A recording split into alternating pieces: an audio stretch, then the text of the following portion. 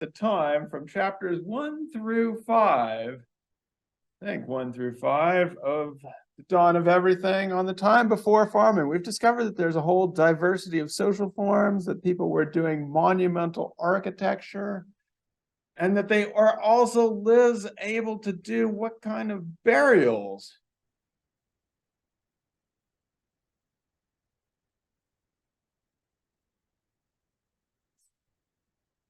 Extravagant burials. They were doing extravagant burials, which is usually something we say would be a case of political hierarchy, right, coming into place. But you found that these extravagant burials, what were the people like who were being buried in such an extravagant way? They had like physical in their death. Buried them underneath heavy objects, as well as like spears and weapons, which they believe an extension to that. They believe that they have Yeah, so here we have these anomalous individuals, we might say, getting these extravagant burials. So, Gabe, what does it say to us that a society would, in some ways, tolerate and revere such anomalous individuals? What does it say about these societies that they might be like?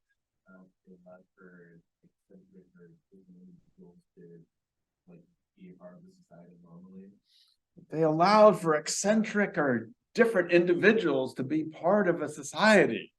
Just like the anthropology major, allowing for eccentric and different individuals to be part of the major.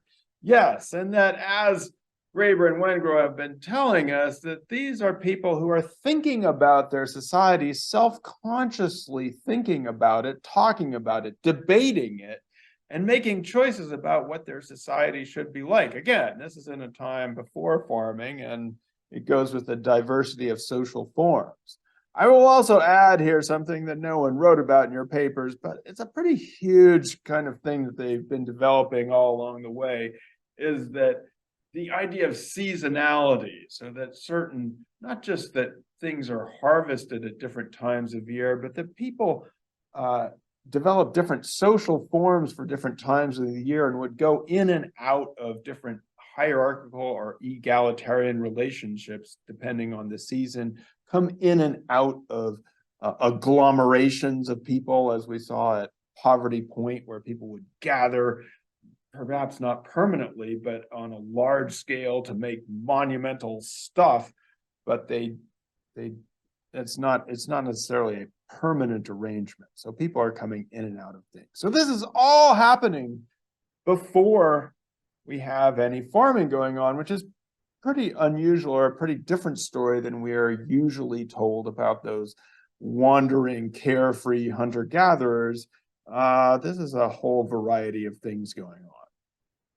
Today in chapter 6, we turn to the beginning of farming, but we start off with this very strange passage about the Gardens of Adonis, and Plato is criticizing these women who are climbing up on ladders.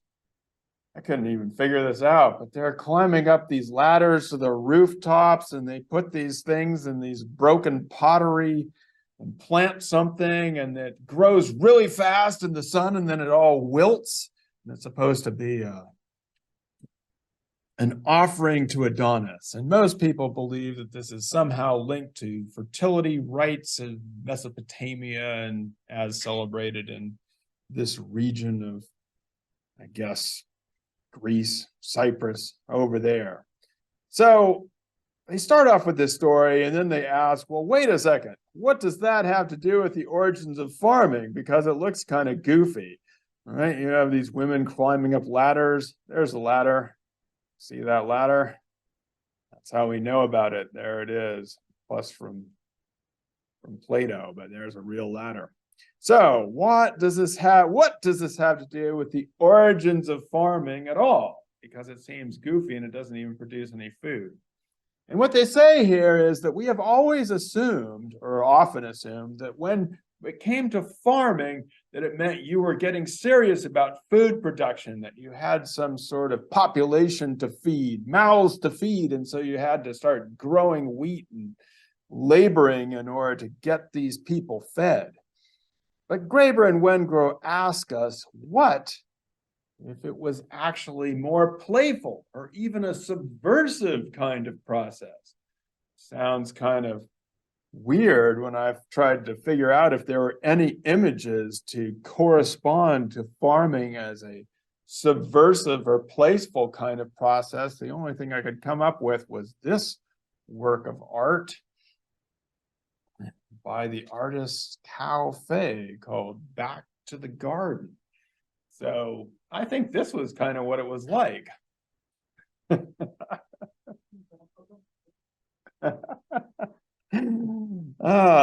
Cool, huh? So then what they ask is, what if it was not all for just feeding people in a very serious way, or was it more a side effect of perhaps being a longer time in a certain place? And so it's not necessarily an aim in itself, it's just something you start doing if you are settling in one place for a longer period of time than more purely nomadic hunting and gathering. So that's how they begin this chapter. And then they turn us over to what was for a long time believed to be archaeological evidence of the first settlement around the first farming, which is in a place. Anybody studied this place before? Can anybody pronounce it?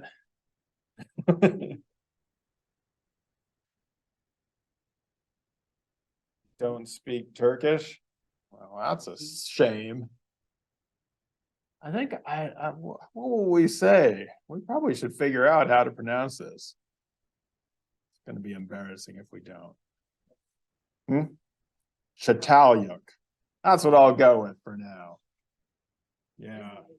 Where's the H? Yeah, well, you see that little C with that little thing under it? I'm going to say that. Somebody should look this up on Google and have it pronounce it for you. You're on it? Good. Yeah, I should have done that before. I did get a picture though.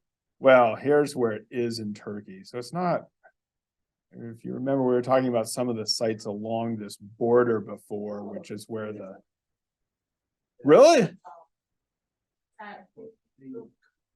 Oh, hey, wow, okay. Phew. Well, yeah, I mean, the thing is like, we don't know what they called it. This is like a name of a Turkish city, so it doesn't really matter to. Wow. Okay. Well, I'm not going to do that well, but I'll try. All right, keep that on repeat.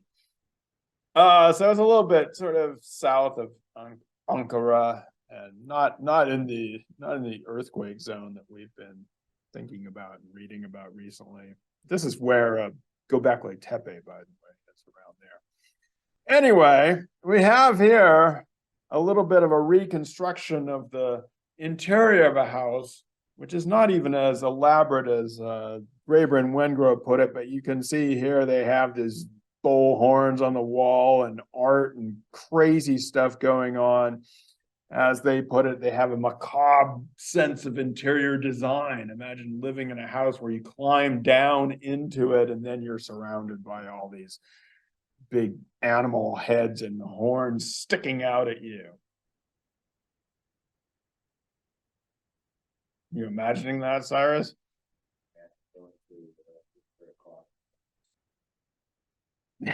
Stepping on one of those? No, you're walking on these mats. But yeah, you could like step into one of those and then it would gore you in your chest or something. That would kind of suck. Yeah, so, but They did also practice agriculture. Most of their calories came from cereal domesticates. And for a while, it seemed like, aha, we've got evidence of the first city, the first place that practices agriculture. We're going to get really excited about this. And so archaeologists went wild on Çatalhöyük. And so, yeah, you've probably all heard about it because it was a crazy good find. But it turns out, as we later studied more and more of this, those cattle, those horns on the wall, were not domesticated. They were not domesticated animals. They were wild. And hunting turns out to have been hugely important, at least symbolically, in this area. Although, again, they did have cereals or they did get a lot of their calories from domesticated crops, but the cattle don't seem to be domesticated. They definitely weren't pulling plows or hitched up to anything, or they weren't even being ridden. They were being hunted. They then say that one of the things that happened about this is that Çatalhöyük got interpreted in such a way that they made a big deal of these figurines that were being found there. And then they diverge for a bit while they say they're going into an academic no-go zone, a place where no academics should ever set foot. Where should we never set foot, us academics, for fear of being banished forever? What idea is like toxic to us? We touch it. Gabe. Yeah, and specifically because that would be a sign that peoples in the olden days lived in a matriarchy. So saying that people lived in a matriarchy is, as they say, kind of like a career ender for academics. And in fact, I remember saying something like this before, like, oh no, we've never discovered any matriarchies in the world. There's no such thing, blah, blah, blah. So they say, but they're going to go into it and check it out. Now, the reason they say it's a career ender, they first give us one person who we've forgotten all about, Matilda Joslyn Gage, who turns out was born in Cicero, New York. Is that near you, Liz?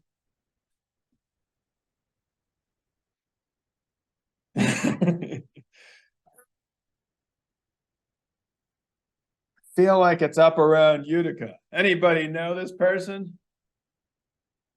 No. Kind of in her day, a rebellious feminist who also was way into indigenous societies in the Americas. There's a little quote from her.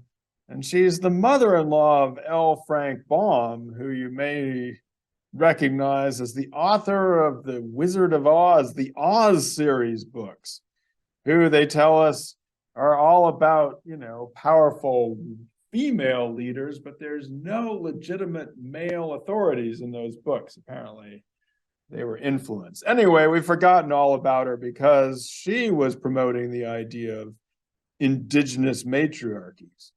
Or Otto Gross, another person we've never heard about, student of Sigmund Freud, though, and invented the terms introversion and extroversion, which we surely have heard about, right? But he's been sort of written out of psychological literature because he was, again, promoting this idea of an ancient or old matriarchy. So get your career ended if you promote these ideas these days.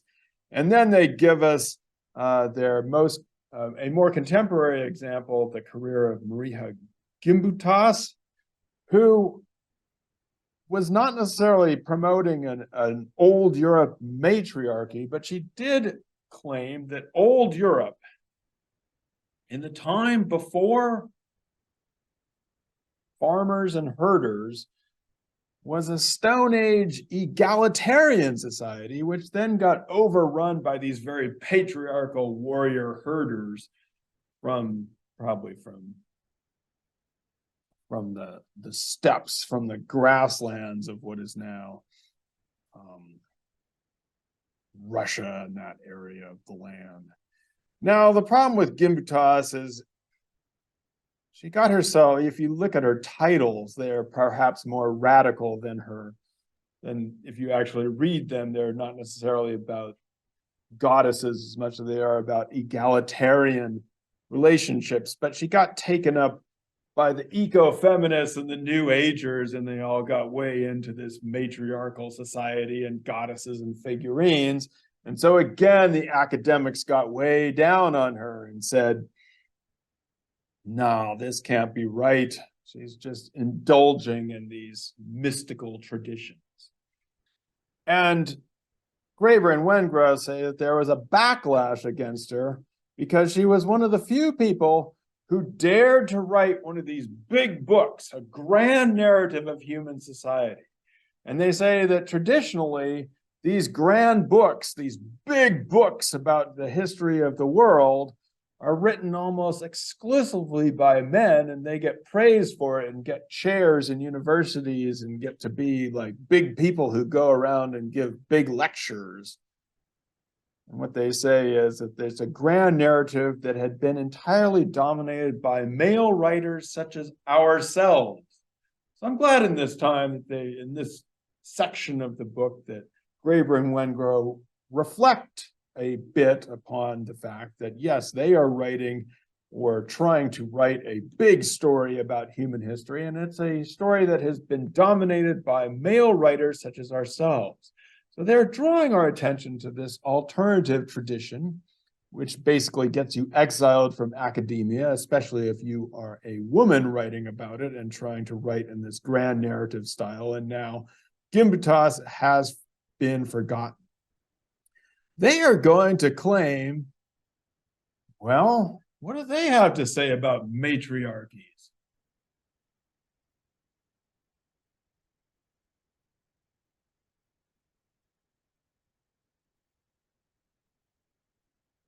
I'm asking everybody the general question.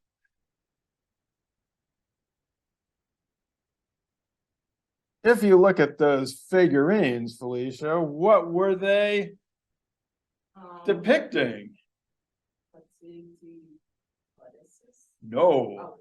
Oh. Yeah, that we're depicting, Gabe.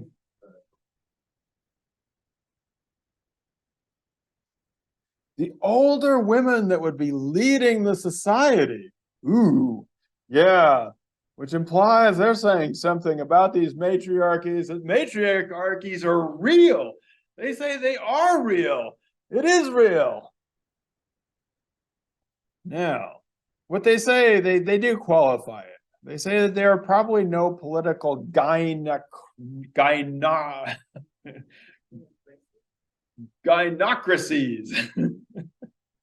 That's even harder than that Turkish city. That's why they probably just invented the word. What they mean by that is that we haven't found an instance of, a society which is politically entirely ruled by women, in which women hold all of the political positions of authority. But what we can say is there are a decent number of societies in which women hold positions of power and basically have a lot of political authority. So they argue that our previous person, our Wendot spokesperson, Candia Ronk, arguably lived in one of these, a matriarchy. And I would say that many of, they also say that the Pueblos, the Hopi and the Zuni would be considered to be matriarchies, in the sense that, for one thing, these are matrilineal societies, so inheritance and lineage names, and many of the political decisions are made in women's councils passed down through women. And many of the societies in the Americas were matrilineages. They probably had the most, and many of them, of course, were altered or eliminated, but there were a lot of matrilineal as well as pretty much matriarchal societies in the Americas. There are some contemporary examples as well, like the Minangkabau in Indonesia or Sumatra, who are said to be, if you look on YouTube, the world's largest matrilineal group. So they vest a lot of their authority in women and matrilineal relationships. Men do hold political positions as well, but there's a lot of female power there. So they are arguing here that matriarchies are real. So we're going to reinterpret these figurines. Gabe, as an art person, has already seen these figurines all over the place, because what did we used to call these, Gabe? Venus figures, because they're so voluptuous from fertility, and so people would all get into them and say they're art. No, they're porn. They're art. Oh, hey, people are, anyway, all kinds, yeah. And so they're depicted in museums and art history courses, and people get all excited about their interpretations. And for a while, see, nobody has been with me except for Liz and Intro, where we talk about the interpretations of these figurines and how much they are put into a certain frame. So I ask people, if you dug up this figurine, what would you say it is? I mean, if you dug up this object, what would you say it is? I don't know if you were there. You remember this from Intro, Liz? We do this back in the day, like 4 years ago. Yeah, I remember You had that thrown in your face too? Yeah? Do you remember what anybody else said it was? Huh? A sword or something? Yeah. Seems a little bit phallic there, right? Yeah, little. My best comment was this class when it opened up at 8 a.m. in the morning. It was the one time I had a class. Barely anybody came to that class, but yeah, all of a sudden the student was staring at us. Is that a dildo? But if you go see this in a museum with Gabe, he's going to put it like this. And he's going to label it a, what do they call this? A rod with breasts. Which, how do you know, right? And that's what Graeber and Wengrow says, that a lot of these figurines are ambiguous. Some are phallic. Some are obviously not even human at all. So we should be careful about our interpretations of these figurines. However, there are a lot of them that seem to depict elders or old women. So the female figurines, they argue here in Çatalhöyük, are probably depicting not pregnant or voluptuous women, but elderly women. We don't see many explicitly male figurines, not in these kind of postures, or we do see them in hunting scenes, though, and on wall decorations, as we saw in the reconstruction of a Çatalhöyük interior. What's also interesting about this is that there's no art that we have found that has any reference to agriculture. That is, you don't see the women doing or the men planting things, or even though we know that the majority of their calories and probably a lot of their nutrition came from cultivating cereal crops, domesticated. But in terms of their art, they were really concentrated on the hunting and these female elders. Which brings us to the question of what was actually going on there. What was going on at Çatalhöyük? Matt, what would you say was going on there? Or what was important for these folks? You, Matt. There's a lot going on, but the first thing that we read about is things going on at different times, which implies that big concept of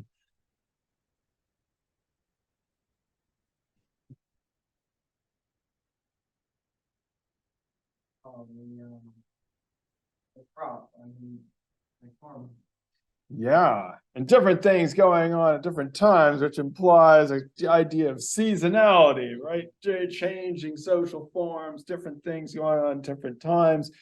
They seem to have especially been involved in hunting in the winter time. So you'd have this winter hunting thing where they'd get all aggregated and get excited about hunting. And then you have this spring, summer, quick planting season where you grow crops really fast because Decurs, other Matt, this time, where were they planting these things? There's a controversy behind that, and they were thinking it was, they looked at like the land, and so they saw that there were cereal grains. Mm-hmm. And said, okay, maybe they planted something nearby, but then they said, oh wait, they don't have donkey or any way of getting to them, so they decided there was a floodplain that was closer, and they used that floodplain to plant it. Yeah, it seems like the farming was done in this floodplain. This is going to be super important for Thursday's class, where we're going to talk about what they call flood retreat farming. So things in which you let the water flood up, basically irrigate it for you, it goes back, and then you do your farming on that land. And what they also note here is that they seem to have not wanted the domesticated cattle. So they did some farming, got their cereal. They could have gotten cattle, domesticated cattle, from not too far away, but they seem to have not wanted them. They seem to have wanted to preserve their hunting traditions and not incorporate domesticated cattle into their life. Again, always difficult to tell. I mean, it's actually always difficult to tell if cattle or other crops have been actually domesticated over generations. I mean, there are some changes you can look for archaeologically and biologically, but it's not as easy to tell as we might think. So we have a very different picture now of what was going on at Çatalhöyük than we once thought. We once thought it was simply the place where everybody was gathering in a big city because they had seriously become dependent on domesticated crops and animals, and that was determining their social structure as well. We don't see that. So then turn to the idea of the Fertile Crescent, this area in which most domesticated crops and animals was supposed to occur. As you can see, it is shaped like a fertile crescent. And what they say is, for the most part, when we are taught about the Fertile Crescent, it looks kind of like this, which is that everything around it is gray and barren, and then there's this green area of the beautiful Fertile Crescent where civilization starts to flourish, and they all become dependent on farming and put out all these crops and animals. And they tell us here that the idea of the Fertile Crescent is actually a fairly modern concept. And it comes to us from the fact that the British Empire was expanding in this area and wanted to expand their archaeological hold as well. It isn't like people talked about the Fertile Crescent 300 or 1,000 years ago. It was simply an area in which people had concentrated in different places and was productive, but it wasn't this idea that this is actually one continuous zone of fertility is somewhat an imposition of our own ideas. What they want to tell us is that the Fertile Crescent is actually a number of different areas in which various things were domesticated at different places along the way. And so, in fact, there are two main zones of the Fertile Crescent, a sort of upland or highland zone that goes like this, and a lowland zone that goes like this. And obviously these are diverse among themselves and along the way. So what they're trying to say is that there's an upland crescent where we have basically what becomes, they first do a lot of hunting and foraging and develop relatively hierarchical societies. We see this in places that you have described, like Göbekli Tepe, and its sister site, Karahan Tepe, where they also have some very cool phallic type stone architecture going on. But basically in this area, things get very hierarchical and very dependent on hunting, and it's a more forested area. We also have what they call the Lowland Crescent. Now there's lots of trade and interaction between the highlands and lowlands. They're trading back and forth. But in the lowlands, we don't see these big monuments in stone and hierarchical social organizations or emphasis on hierarchical social organizations. And as we talked about in the last chapter, when we're talking about California, the difference between California and their absence of slavery versus in the northwest coast of the Americas, where they did have these big potlatch feasts. They say that there's probably something going on in the order of a separation, where highlanders and lowlanders are starting to contrast themselves against each other, where you have hierarchy in the highlands, a more egalitarian situation going on in the lowlands. There's a lot of circulation going on here, a lot of trade and interaction between these groups. But what they're saying is that in the highlands and the uplands, they become mainly dependent on livestock, lots of hunting and foraging going on, as we saw with Çatalhöyük. Eventually, they incorporate cereals or domesticated crops into their diet. Whereas in the lowlands, you have a lot of different craft specialization. So they give us the example that we've probably all heard of Jericho and Basta.